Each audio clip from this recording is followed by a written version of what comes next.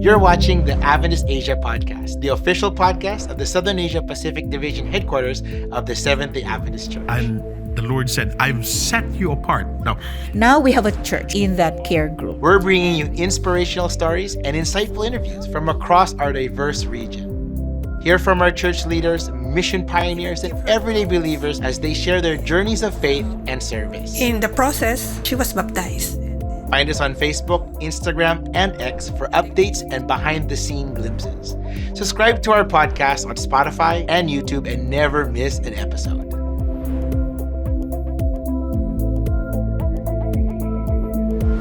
Today, we're getting into how the Adventist Church communicates in this digital world. Hesbon Buscato, Communication Director for the Southern Asia Pacific Division, talks about how the church is using new tech like AI and social media for outreach. He shares why consistent church branding is so vital and how you can get involved by becoming a missionary content creator. Let's jump in the conversation. Sesh, thank you for being here with us today. Well, it's a pleasure for me to be part, finally, of our production here for the podcast. I know that even though we work in the same department, you work with us, there's things that we're pulled in different directions often. Oh, yeah. Right. Well, we're naturally busy around this workplace. Yes. It's a good opportunity to be once in a while. Yes. Having enough time for this conversation. You know, we use this podcast in a way to build up the background of what Adventist or Southern Asia Pacific Division is all about. Mm-hmm. You know, and I believe that from this year we had a topic with Edward, and he gave the perspective of what it means for us to document the work that's being done, not just in this office but in the mission field. Oh yeah. You know?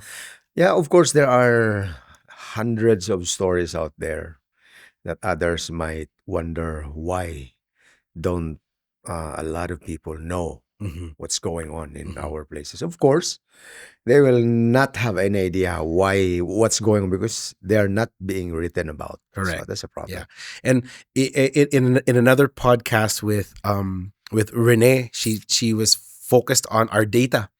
And if we don't preserve this type of information, whether it's in video form, audio form, or written form, it can get lost.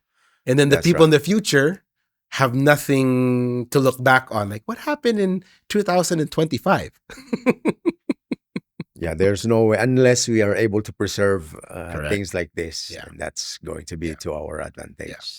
You know, Pastor Hesh, I've known you for some time. When I first met you, you were the youth director. Oh yeah, You know? we're working together Yeah. in the same department, line of work with young people, and it was very interesting Yes. at about that time. Could you give, for those who are listening, can you give a little background about yourself, where you're from, how you got involved in church ministry, and what has led you on this journey towards communications? I started my ministry back when I was very young. I did not become a pastor right away with just a single decision when I was about to finish my secondary. I already had a dream of becoming a pastor since I was in the elementary. And as far as I can remember, when I was a little boy, around 3 or 4 years old, I was being remembered by a few people, seniors, of me having to stand by a stool in front of the people in the pulpit and just say whatever I have, the simplest, whatever I can talk to people in the form of a sermon. And my father has brought me to a lot of, we call it nowadays mission trips. Of course, it's not every year, but I could remember my dad bringing me back to his hometown. We were from Western Mindanao. We lived at that time in Oroquieta City. We had to travel to Dipolog and these provinces until we reached Zamboanga City and back to the town of my dad, which is somewhere in Zamboanga del Sur. All this would take like a matter of 2 weeks. And my dad would tell people that this kid is a prayerful kid. You have concerns. And of course, we visit people who are also sick. And I remember I pray for them. And well, that was the formation of my ministry when I was still very young until I joined in our district certain preaching competitions. Well, it's not good to be in the competitive mood, but sometimes we do that in our churches and our districts. And I most of those participants are pastors now. Yeah. Really? Yeah, Oh, Pastor Mamerto interesting. Gingging, Pastor Mamert Mhm. was one of those child preachers back in our elementary because we came from the same school. I see. Another one, a friend who works in the union now, also was part of this preaching activities being staged by our pastors and leaders back in the district. So that was my background growing up. I wanted to be a pastor. I just didn't know how it's going to happen. Mhm. But when I was in my senior years in high school, it was when the church knew I would enroll in theology sooner in the next semester. They elected me to be the Sabbath school teacher for youth class. Right off the bat, no? Oh yeah, they're assuming that I should accept, and I was willing to do that. Ton. Uh-huh. The problem was I was so scared. How would I face my class? Mhm. I studied for the whole week. On Friday night, I reviewed the lesson, the summary, and everything, and I was dead scared in the morning. Uh-huh. So I think it was 3 Sabbaths that I did not show up for that responsibility as a Sabbath school teacher. But I also believe in the principle of developing, using your talent. Mhm. Of course, that's a principle. When you don't use that, it will eventually be taken away from you. And there were episodes, obviously, back in my high school life because I don't see myself as straight, uh, faithful guy that you will always find in the church. Of course, I did not do any vice, no smoking, no drinking. That was just my my background. But I loved fun. I hung out with barcadas, and so this passion was not always used. It was kind of lost a little bit along the way, but I realized that if a person dedicates his time to develop a talent, God will help him develop that. Amen. It's Yeah. true. So that's how I could trace why I became a pastor as that when I was a kid. From that upbringing, did you ever see yourself or found yourself, or what was maybe the hobbies that got you, into communications? I later discovered that I was so interested with computers, I see. but my computer is a recent skill being developed. Of course, I don't belong to the millennial generation. I came from the previous generation, which is the Gen X. But I also believe that I was probably part of the last segment of the Gen Xers. That had access to these newer technologies. We had access, but it was later in my lifetime. I back in college, we had only 2 subjects for computer. They call it electronics data processing. Okay. And as long as you are able to pay for the the tuition for these 3 units per semester and the laboratory fees, of course, you'll get an A, even if you don't go to the laboratory. Okay. And well, it was a mixed feeling. Having to go to the laboratory would be an opportunity for me to learn something, but there was this fear Okay. that's wanting you to just be comfortable with being able to pay the laboratory fee. So anyway, I will have that A. And it was not an easy journey for me. Had I not been very much interested with computers, I would probably be one of those old timers who I see. doesn't like computers Mhm. now. So I could remember my first computer task was assigned as pastor in a college, a layman school. Mhm. And then the owner expected a lot from me as a pastor. I was still very young, very promising at the time. And then he would tell me, you are now our new pastor. I want the printed Ooh. program. So I want it as early as Wednesday for the Sabbath program. And I was scratching my head. And I don't want to, uh, um, I simply didn't want to disappoint him. So I said, yes, I will do that. But to be honest, it would be my first time to touch the Touch the computer. computer. Yeah. Okay. I was also so shy to tell somebody, the secretaries who knows the computer, to do it for me. Mhm.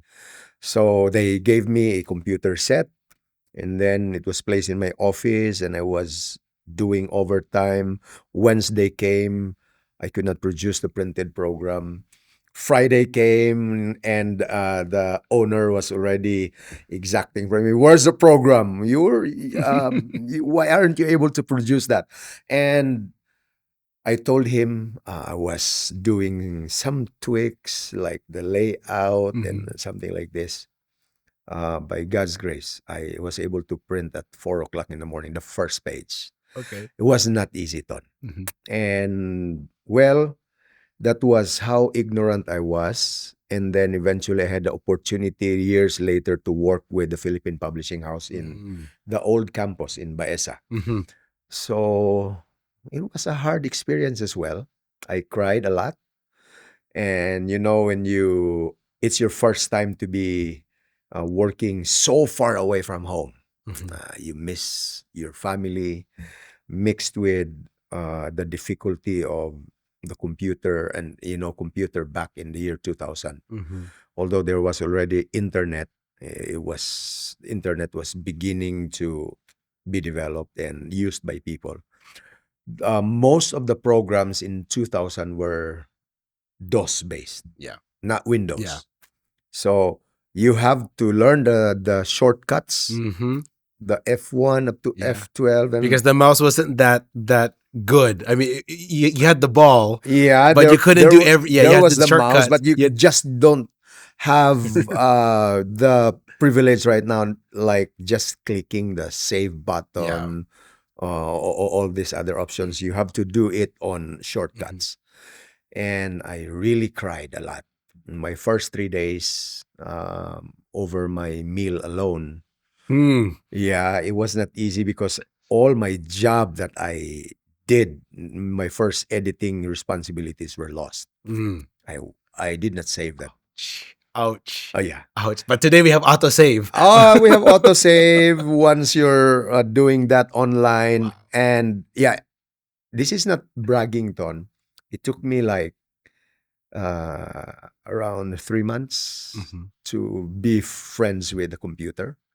Okay. And the seniors all throughout the office would be calling my name every time they have trouble. Well, yeah, because you knew how all that experience now allowed you to be Oh, the yeah. expert. Yeah, yeah. So Pastor, I mean, I don't want to give out your age, of course, but I'm hearing from you that that you've seen the transition of our church Mhm. using technology for communication. Can you give me like some like overview of what was that experience that you saw in these trends from what it was when you were at the publishing house to now where we're live streaming with our local churches?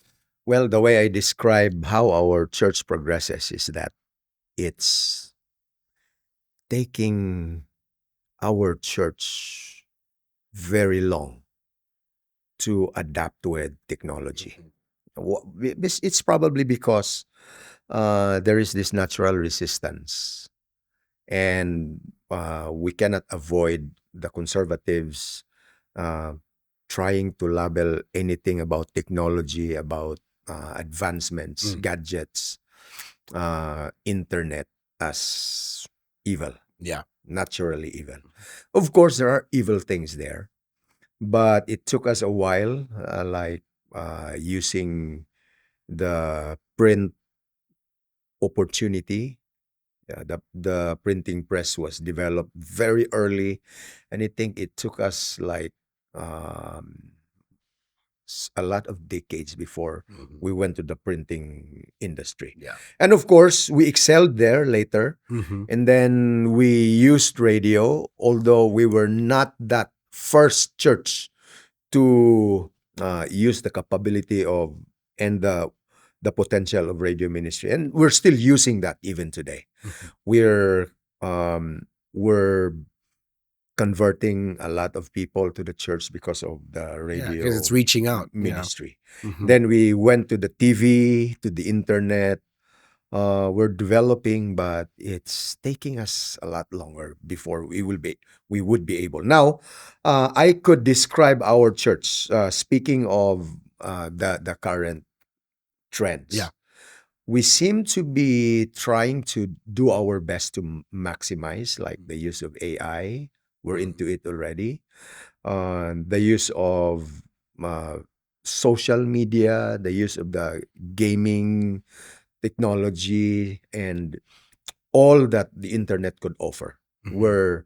We're trying to develop ways and means so that we could reach the world Yeah. through this aspect. I mean, as you're seeing this, Pastor, especially in our part of the region of Southern Asia Pacific, Mhm, mhm. where do you see the biggest opportunity right now that our church should grab or to start pushing towards? Well, it's a it's a given that people are online. Mhm.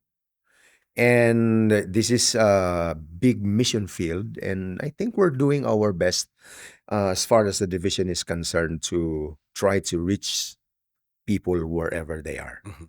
They are majority of our people are online, Mhm.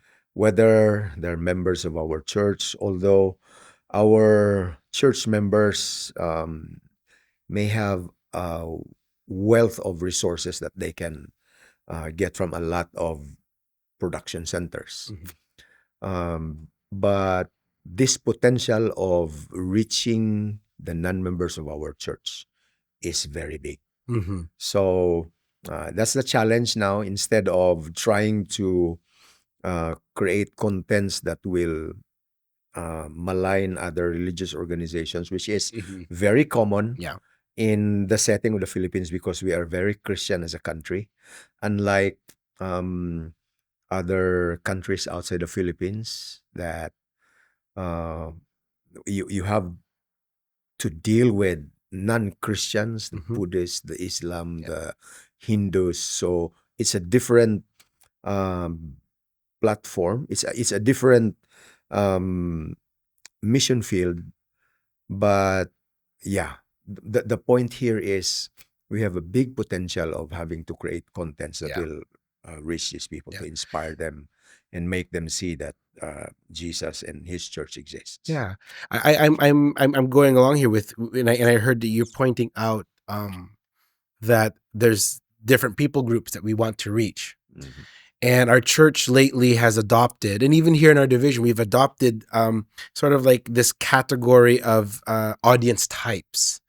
Right. And so Mhm. as a church, we try to target or we create content for people who are, devout Adventists, to those who are wanting to know more about the church. But Mhm. we have other organizations and other arms of our church, like Hope Channel and AWR.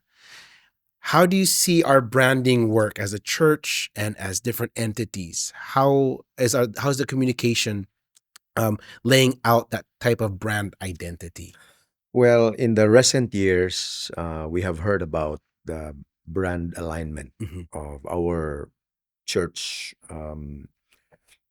production entities. You mentioned AWR, the Hope Channel, and other um, content creating branches of Mhm. our church.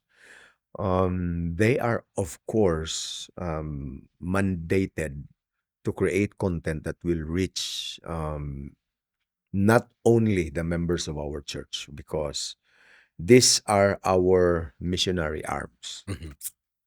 meaning they are the tools of the church that is to be used to reach out to those who don't know who and what we are as a church. So our content lineup should be um, thinking about those who don't care about church, those who are too far away from being religious and spiritual. So at least we create contents that will catch their attention and make them realize that, well, I may be living a good life, but it's not complete because I'm not giving any attention to the spirituality that I have. Yeah. It's never complete. So when people realize that, because our production centers like Hope Channels and AWR and other ministries, then I think we are doing an effective job. Yeah. Right now, there is a challenge though, because the Philippines, of course, we could not deny the fact that it's the Philippines that has so many Christians in our division. It's even like 80% of the membership of our church comes from this country. Yeah. So we produce contents with the Adventist members in mind. And of course, we also have a lot of content that can also reach to the non-members of our church. So our challenge is how to continue creating contents so that we'll be able to bless even the non-members of our church. Yeah. Yeah. I also see that because we're using the word branding with this. I also noticed that some of the objectives that you were doing this year is trying to help develop even the signages that are in front of our churches. Why do we need? I mean, it's just a sign. Why do we need to put emphasis on branding and the signage that's in front of our churches? Well, it's a lamentable fact on that we have so many churches around Philippines. Around, of course, it's not only in the Philippines. We have our presence all over the world. But the problem is, if we compare the number of churches that we have with these brands, I mean, food outlets that are only very few in comparison to our number. What's lamentable is they know better these products, I mean, these food chains, if people ask them, where can we find this store? And they will just give you the directions. Whereas we ask them where the Adventist church is, they don't even know. Because our identity is compromised. Yeah, that's why it's very important that we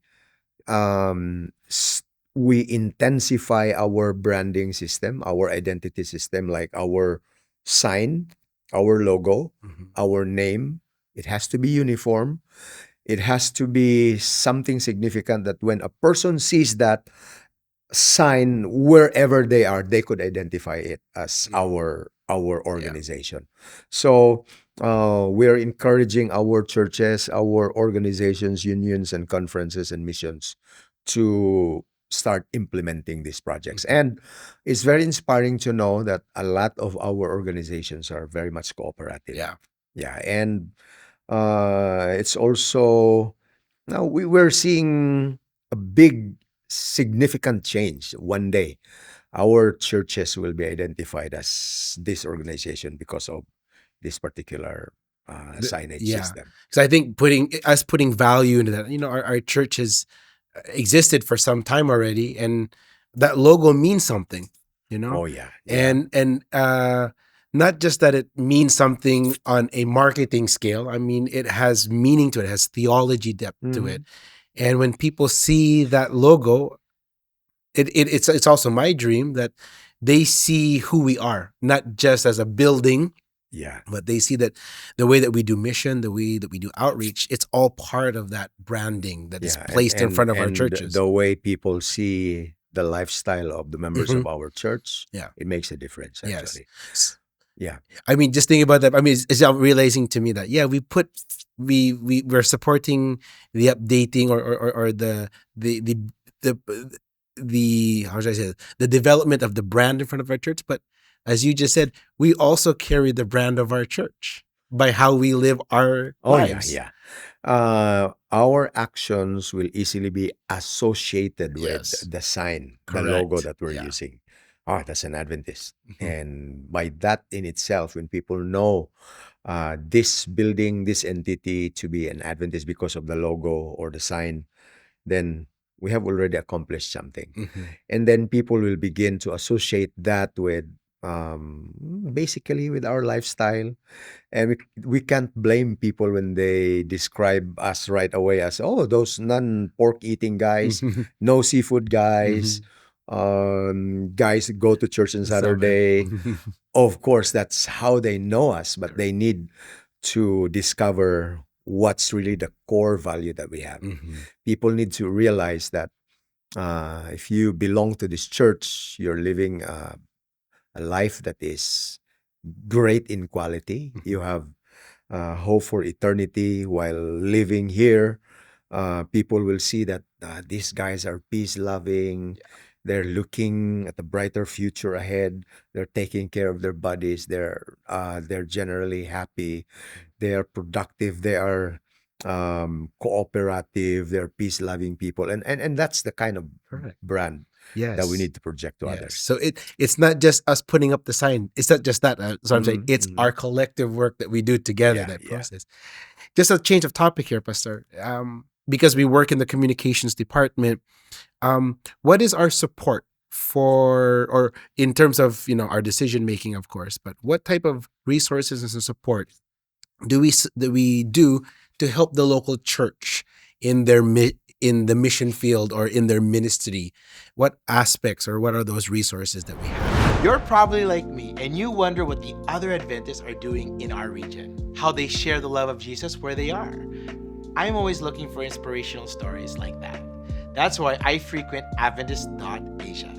That's where I find the latest news from the mission field. It's also my go-to when it comes to Adventist resources that cater to the Southern Asia Pacific context.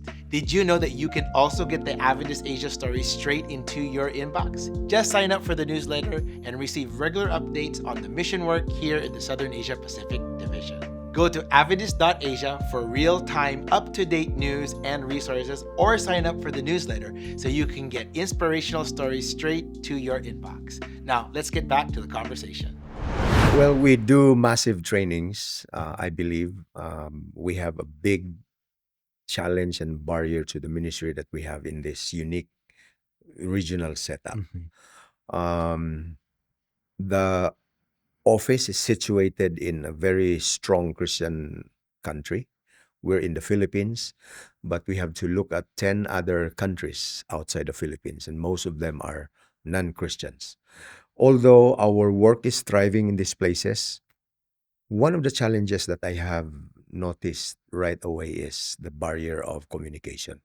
I mean, we're speaking of communication here, but speaking of language, it's just not easy to produce a content for everybody to share because language is language. And even here in the Philippines, if I speak English, Filipinos would prefer their own local dialect.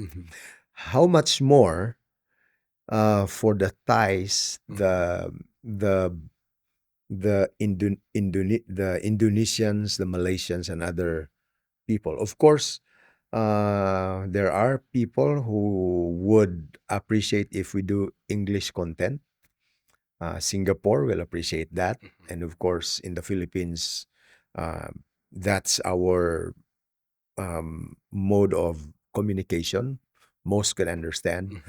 But I think the resources that we can create here is to create shorter contents that will tell people about our core values, our fundamental beliefs. And another aspect is what we're constantly doing from here is to empower and provide resources to our counterparts because it's them that's really creating content. Say, for example, our counterpart in Malaysia, we want to give them the technical know-how. Of course, they are more technical than us because Malaysia is pretty much advanced in technology.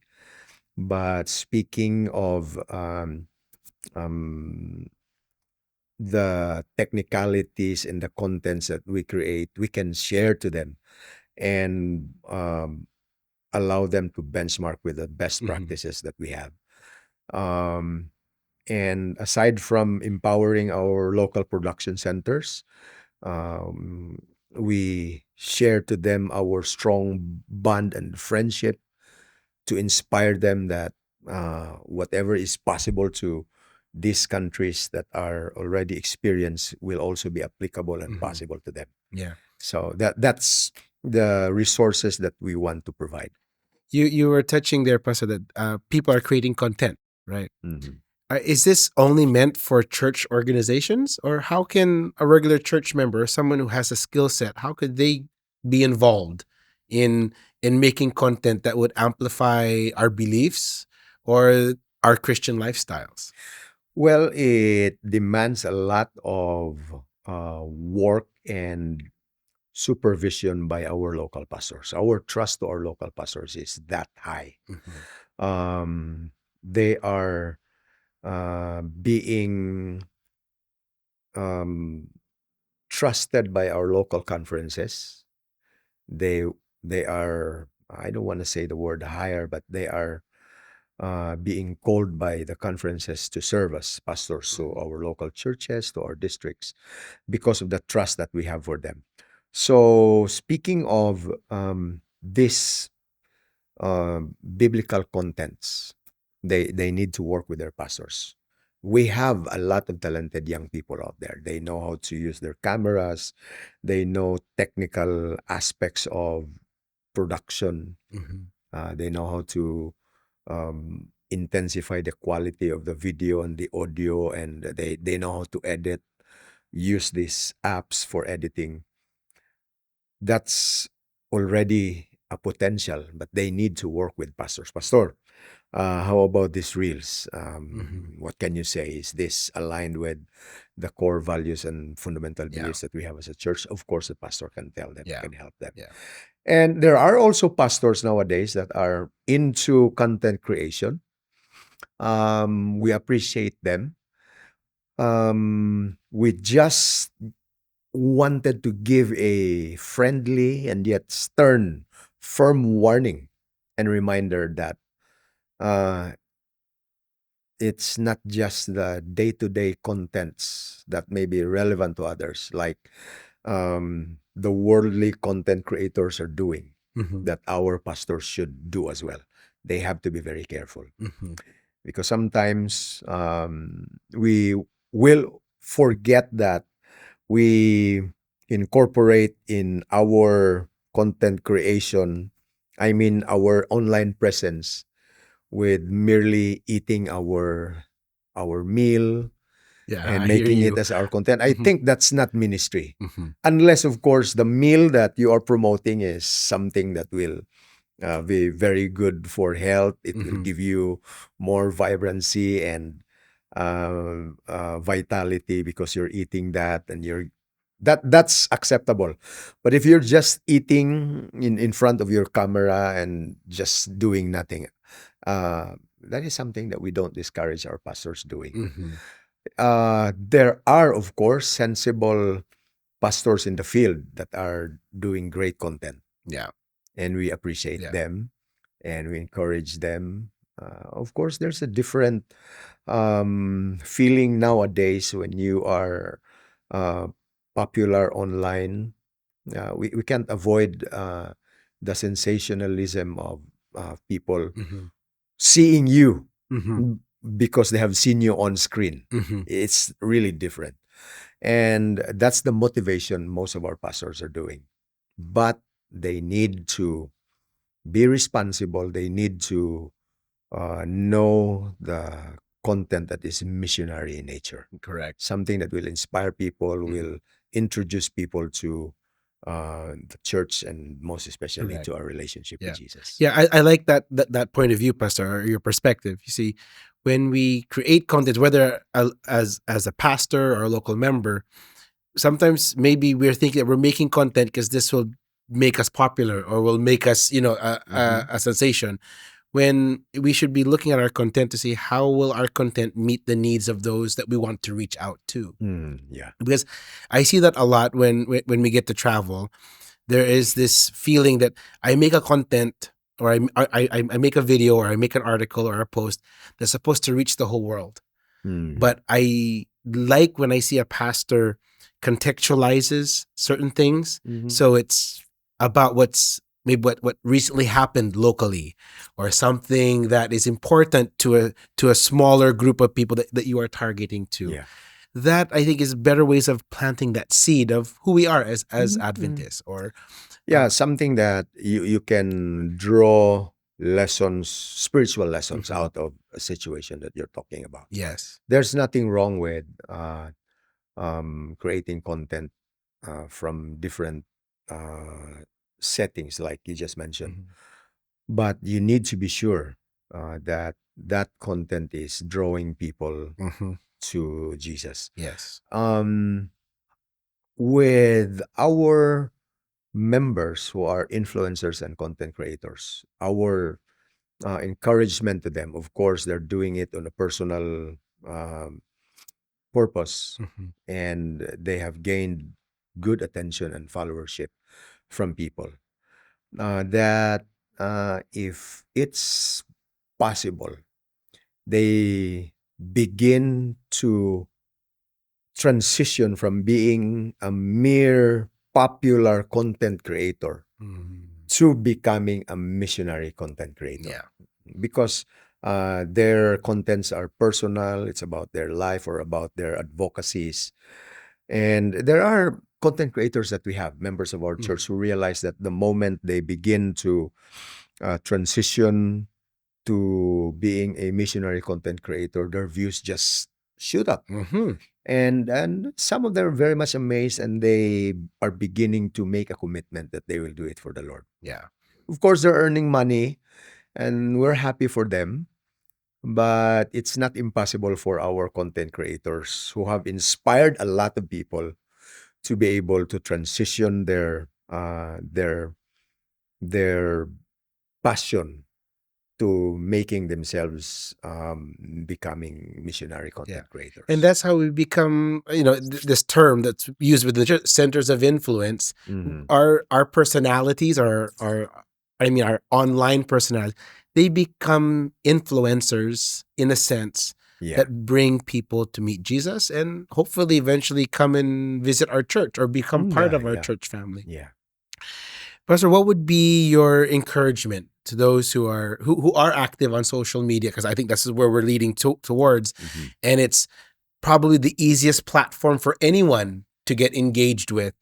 What would be your thoughts or your inspirational thoughts to encourage them to participate, to be a missional, to be more missional in their usage of technology and the usage of all these platforms that we have? I'd like to call out as an example one of the content creators that I have known. He inspired a lot of people because he has this condition that made him unable to walk. He's dependent on wheelchairs because half of his body down is paralyzed because of an ambush that happened while he was still active on duty. So his lower extremities have shrunk, and his mobility depends on his wheelchair. And he shows people that life is still possible. He can still do household chores. Sometimes his wife would piggyback carry him, and that inspires a lot of people. And well, he is drawing millions of followers.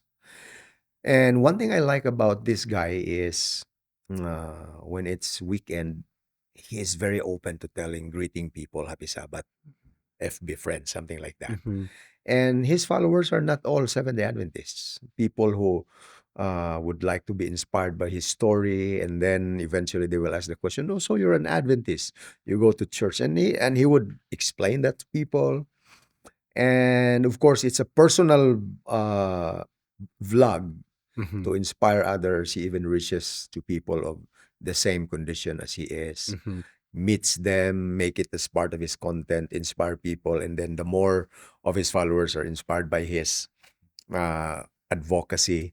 So something like this is an inspiring aspect. And although they're aware that they're missionary in nature, I think they're beginning also to make plans by now to be intentional about Wow. what they're doing.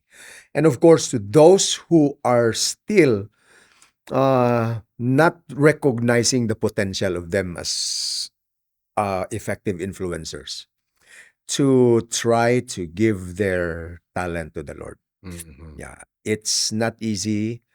If you just leave right away your strengths in your content creation and transition to something else, of course, it will disrupt your capability and Mhm. influence. So just maintain that and begin to see the possibility of making your passion a ministry and Mhm. a missionary endeavor. I think, Pastor, that's a great way to end. Thank you so much. I know you've taken some time to be with us, and so I look forward to maybe having another podcast with you. We'll dig a little bit deeper, maybe into branding. But I Yes, in think the in this, future. in this one, content I think is very important, and I Mhm. love how you've invited our membership to get on board, to be intentional with the Yeah. contents that we make. Thank you so much. Yes, Son. Thank you too. And so it's been a privilege to be, for the first time, part of this production that we have. So may God bless your family, the ministry that we're doing here, and those who are following our pages. So we wish and pray for the blessings.